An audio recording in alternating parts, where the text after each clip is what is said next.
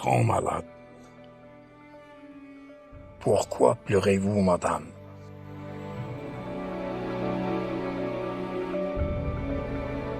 Sous anesthésie générale, le professeur qui m'avait pris en charge à la tête d'un petit groupe de chirurgiens m'avait mis en place 200 double chi. C'étaient 2 tubes souples dont les extrémités forment chacune une boucle, sous forme de la lettre J, placée entre les reins et la vessie pour faciliter l'écoulement de l'urine.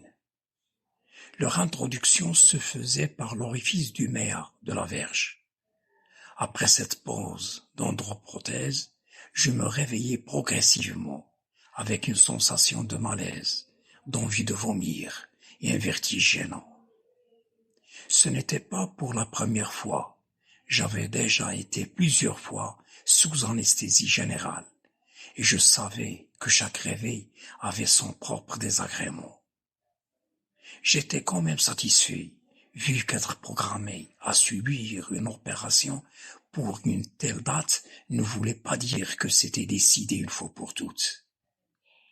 Il arrivait de temps à autre que l'intervention chirurgicale soit reportée au dernier moment et donner libre cours à des rumeurs concernant la ou les raisons de l'ajournement.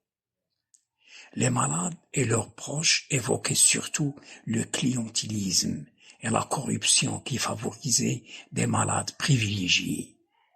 Je me rappelle comme si c'était hier, lorsque j'étais allongé sur un brancard vers 7 heures du matin pour être transporté au bloc opératoire de la chirurgie vasculaire. J'avais un long parcours à faire avant d'atteindre le bloc. Les brancardiers faisaient le relais, chacun me poussait une certaine distance et m'abandonna à un autre. En cours de route, au milieu des couloirs compliqués, 2 brancardières étaient en désaccord et se querellaient continuellement. L'une prétendait qu'elle avait une foulure aux pieds et l'autre se plaignait d'une douleur au flanc, et c'était moi qui avais payé le prix.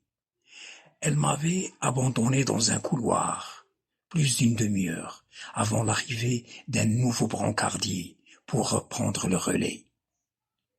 Devant le bloc opératoire, un professeur surgit, occupant la porte d'entrée et levant les 2 bras au-dessus de sa tête en les croisant et en les déliant pour dire stop, et au même moment il clama « Pas de grandes opérations pour aujourd'hui ». Un brancardier du service me poussa dans le sens opposé jusqu'au milieu d'un couloir et m'abandonna en plein courant d'air. J'étais tout nu, couvert d'un drap blanc, mon dossier sous la tête, le flacon de sérum entre les jambes. Je tremblais de la tête aux pieds, douloureuse, déjà gangrénée. J'étais incapable de bouger. Le personnel qui traversait le couloir ne prêtait aucune attention à mes appels, à mes protestations. Une seule fois, quelqu'un m'avait répondu « Ils vont venir vous chercher, ne vous inquiétez pas ». Mais personne n'était venu jusqu'à 2h30 de l'après-midi. Et c'était le début du week-end. Une femme de ménage à qui j'avais fait cadeau la veille de mon yaourt, de quelques fruits, vu mon jet préopératoire exigé, était en train de balayer le couloir. « Qu'est-ce que vous faites là, monsieur ?» Je lui répondis.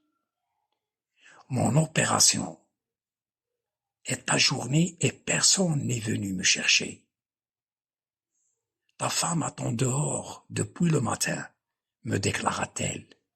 Puis elle me poussa jusqu'à la porte pour retrouver Aïcha, qui m'attendait depuis des heures.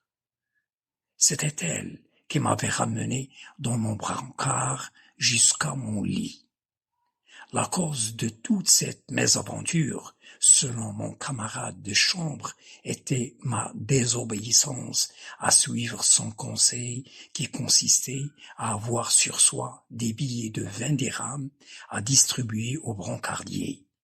Une condition sine qua non pour arriver jusqu'au bloc opératoire sans problème. Petit à petit, le malaise dû à l'anesthésie générale se dissipait et avec elle, l'effet des médicaments antidouleurs. Par conséquent, à chaque minute, j'avais la sensation d'une lame de rasoir qui me découpait l'urètre du haut vers le bas. C'étaient des gouttes d'urine qui s'écoulaient depuis la vessie dans l'urètre. Ce dernier était encore enflammé et les muscles du sphincter qui l'entouraient étaient encore incapables de le maintenir fermé. Plus les heures passaient, plus la douleur s'intensifiait. Je passais toute la nuit à pousser des cris étouffés et plaintifs, exprimant ma douleur au rythme de mon incontinence urinaire involontaire. Le matin, mon lit était trempé d'urine. Le matelas plastifié n'absorbait pas de liquide. En un mot, je nageais dans une mare d'urine, et c'était au milieu de l'été. L'odeur nauséabonde inondait le lit. Seul le professeur, qui se chargeait de mon dossier médical, passa pour un court instant voir si tout allait bien. Il fallait attendre l'arrivée de mon épouse vers 14 heures, afin de m'apporter quoi manger et s'occuper de moi, en ce qui concerne d'aller aux toilettes, me faire prendre une douche et en faisant attention aux tubulures et leurs poches toujours plantées dans mes deux côtés, tandis que le cathéter jugulaire d'hémolyse avait été enlevé lors de mon anesthésie. Malgré des longues distances à parcourir à pied et au bus depuis le quartier périphérique de son séjour difficile chez de lointains proches, Aïcha me lavait le drap et les vêtements, nettoyait mon lit et séchait le linge au soleil avant de repartir.